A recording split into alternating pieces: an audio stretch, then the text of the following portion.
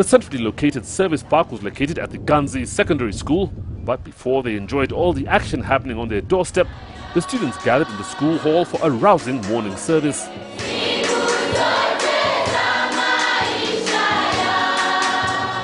The Ganzi community contributed to the success of the rally, especially with the route in and out of the service park passing right through the town centre. The whole town, the whole authority of the area has been absolutely happy that the event is there, and for us it's been nothing but a joy. We've had no problem whatsoever. As far as they're concerned, this is just heaven has come to Ganzi for this weekend.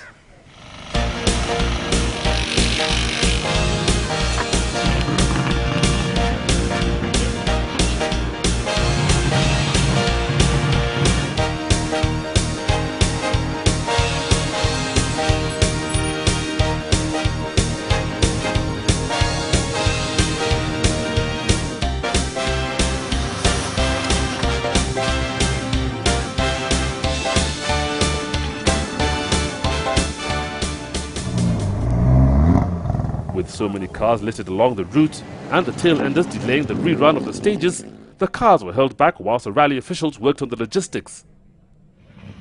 It was decided to only rerun the long 60-kilometer stage, and it was once again Peter Horsey and Despate Morris who set off first.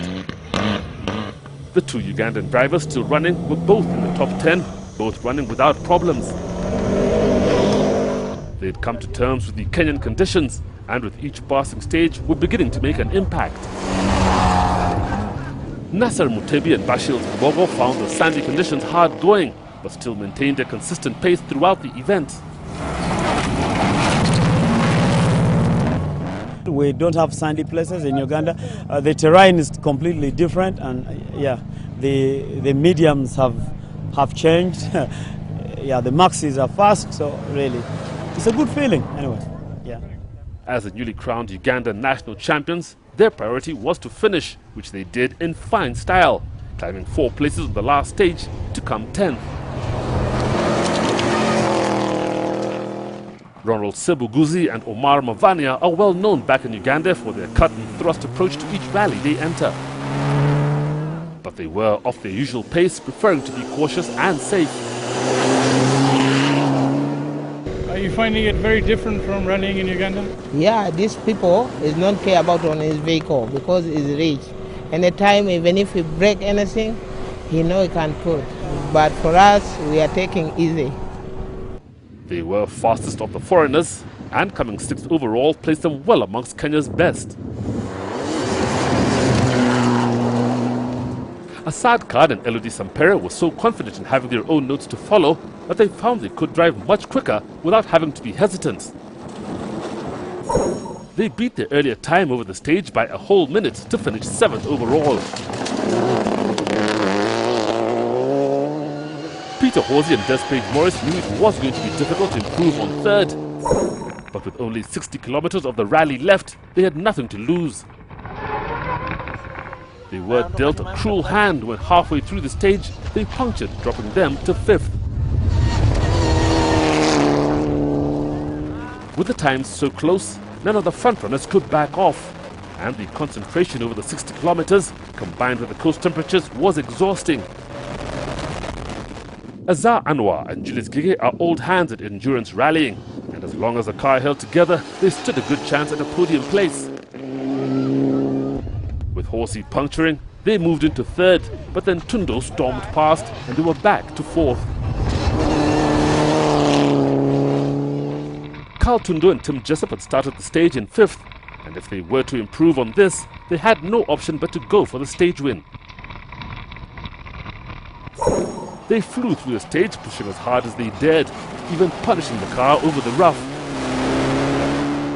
It paid off. They were fastest by a massive 50 seconds, climbing 2 places to claim 3rd overall.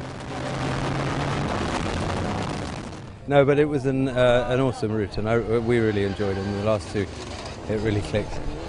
You know, okay, fine, we had a few problems, but that, you know, that's by the by. I mean, I had a fantastic time, so chuffed. Alistair Cavan and Gavin Lawrence were driving to just finish, were not taking risks in favour of getting through the stage unscathed. They were by no means slow and even beat their earlier time by 15 seconds, which was enough to not only retain second overall, but the points gained secured them the 2010 championship title. No, this has been a good season. I mean, we've finished every rally. We've won three, I think, and so it's nice to finish in Mombasa. Obviously, it would have been great to finish first, but second's good as well. So, with everyone driving faster, it was Ian Duncan and Amos Clutch who faced the most pressure, and their 50-second lead was by no means a big enough margin. They exerted everything they could out of the pickup, losing on the twists and turns, but gaining on the rough. They got through faster than everyone except Tundo, and the rally win was theirs.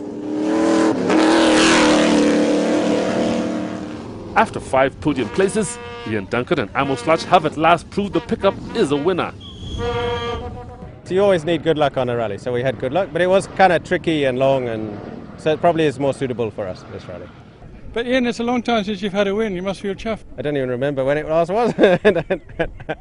No, it's great. I mean, the car went really good. It's good for our sponsors, National Oil, Nissan, so yeah, it's very good. This is the first time Ian Duncan won a rally this year. He has been making podiums. After losing another 10 seconds on the final run through the spectator stage, Ian Duncan and Amos Clutch eventually won by well over a minute. Syed Hamad gained even more fans by coming 9th, and Sandip Jandu was more than pleased with 16th. Only 60% of the field finished in what had been the hottest event of the year. In the championship, Alistair Kavanagh cannot be beaten. Baldev Chagar dropped to 3rd, but still has a chance to beat Duncan for 2nd.